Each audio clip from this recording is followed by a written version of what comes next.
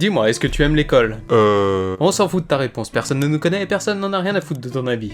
Et moi le premier. Bah putain, t'es super aimable aujourd'hui. Aujourd'hui on part donc du mauvais côté de la vie de teinté pour aller découvrir le monde carcéral. Salut, c'est Survel et aujourd'hui on est une ta semaine avec Prison School.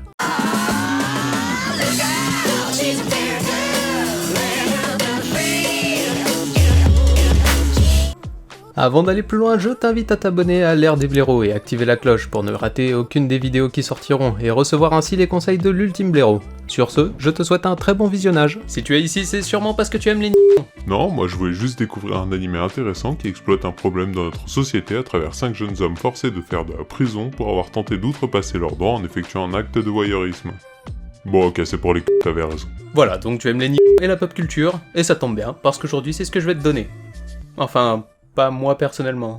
Merci. Au Japon, un lycée acceptant exclusivement les filles décide de changer sa politique afin de faire rentrer 5 garçons. Ce qui a motivé ce changement, c'est le directeur qui aura d'ailleurs droit à une belle scène d'adieu envers sa propre passion, qui a par ailleurs largement failli me faire lâcher une larme. Bon, ça c'est faux, c'est juste un gros pervers, un gros lâche qui n'arrive pas à combattre son addiction au c***. Dans les premières nuits de cette vie de lycéen, les 5 garçons vont donc tenter de s'adonner au voyeurisme. C'est super courant dans les mangas d'ailleurs. Aniki, 開いたよ。本当かよ。じゃあ、私が誘っちゃう。 Mais à la différence de tous les shonen habituels, la punition va s'avérer plutôt sévère dans ce cas-là, puisque les délinquants seront donc envoyés en prison sans réel jugement au préalable. Ah, c'est pour ça le nom du manga. Ah, j'avais pas compris cette histoire de prison, je croyais que c'était l'école qui faisait figure de prison par rapport à... Ta gueule. Alors, pas de jugement pour nos blaireaux, mais une humiliation en public semble être absolument nécessaire pour punir ces connards, pour pouvoir ainsi entretenir la merveilleuse haine qu'entretiennent ces étudiantes envers les individus de type masculin. Moi, je pense que j'aurais préféré une scène sado. Donc dans cette école un peu spéciale, il y a une administration un peu particulière. Tout est spécial dans ce monde. Je suis spécial. Il y a donc un directeur, puis la présidente du conseil clandestin des élèves qui a un sérieux problème avec les hommes. Mais elle aime les corbeaux. En dessous d'elle, il y a donc Meiko qui est la vice-présidente, mais qui est clairement là pour être une paire de ambulants. Sans déconner, sa personnalité, son impact dans l'école, ses actions...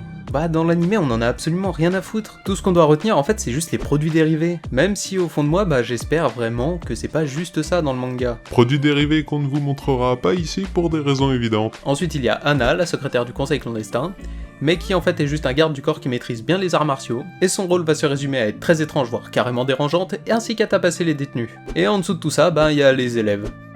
Puis les prisonniers. Nos protagonistes sont donc Kiyoshi, qui est vraiment le personnage central de l'anime, et qui cherchera par tous les moyens à se taper la sœur de la présidente du BDE clandestin, Gakto, qui adore l'histoire des 3 royaumes et est également une sorte de génie de la stratégie. Alors ces techniques marchent à peu près, mais alors elles sont jamais fiables à 100%. Shingo, le gros pervers très rancunier, qui n'hésite pas une seule seconde à faire son gros traître dès qu'une occasion se présente. André, le gros masochiste, et qui est également le plus puissant de la bande. Oui, ça a un impact. Et pour finir, Joe, qui semble gravement malade dû à un sévère manque d'alimentation. Il est d'ailleurs extrêmement vulgaire. C'est peut-être un peu le Kenny McCormick japonais. Bah non, Joe il meurt pas lui. Spoiler! Bon, je pense que vous commencez à voir un peu le tableau avec cet animé. L'humour peut paraître carrément douteux et ne plaira évidemment pas à tout le monde. Moi j'ai bien rigolé. Moi aussi. En même temps, toi tu restes tout le temps devant cette scène.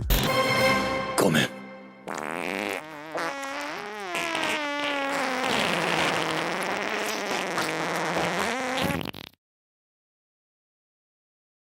先生、トイレに行かせてください。